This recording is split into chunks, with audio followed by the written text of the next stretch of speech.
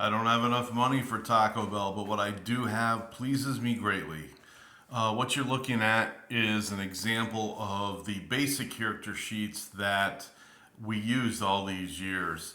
And I want to say that I took these off the internet in the middle of the 90s and played around with them a little bit until I finally got what I liked.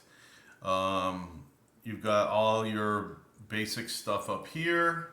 The only thing that some of my players were always dumbfounded by was here you go, you got your basic armor class, rear, surprised, no dexterity, and then of course you've got one with no shield.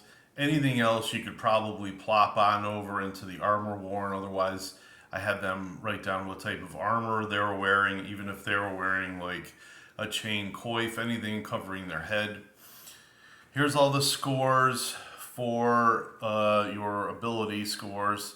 Note that we never used comeliness, which is a pointless statistic added in Unearthed Arcana. There's no point to it. So there we go. We've got that box, that line. Next, we've got saving throws, languages, anything that might affect saving throws. There's a box for hit points. But as you well know, we usually had a piece of scrap paper that they would use for their ongoing hit point total. Here's a small grid for weapons used, number of attacks to hit bonus, damage versus small medium, damage versus large. And then just below that, I have a ranges table in between the columns.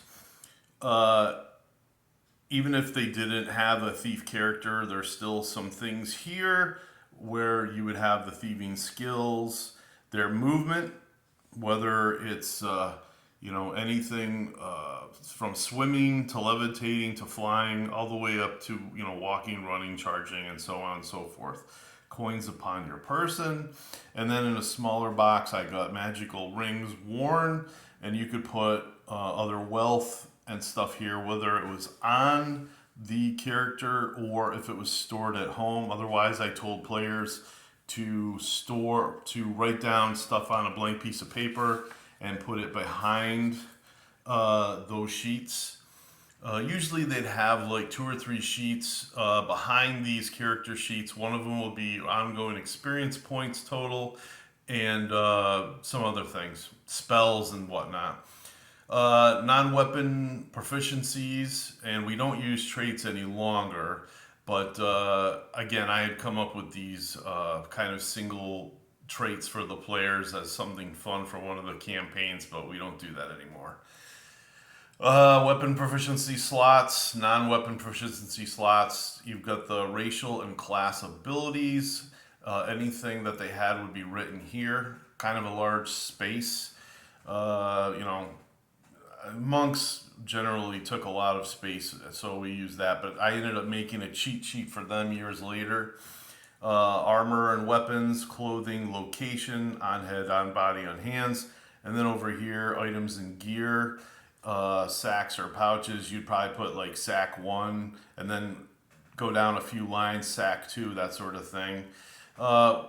We can imagine each character having a thick leather belt. Of course, I would charge them early on in their career that had 4 large rings on it, 2 in the back and 2 in the front. And I told them that you'd have a weapon clipped to it, that sort of thing.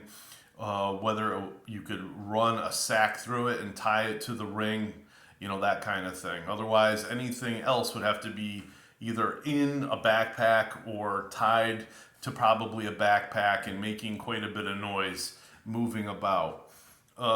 You've got a thing here for ammunition.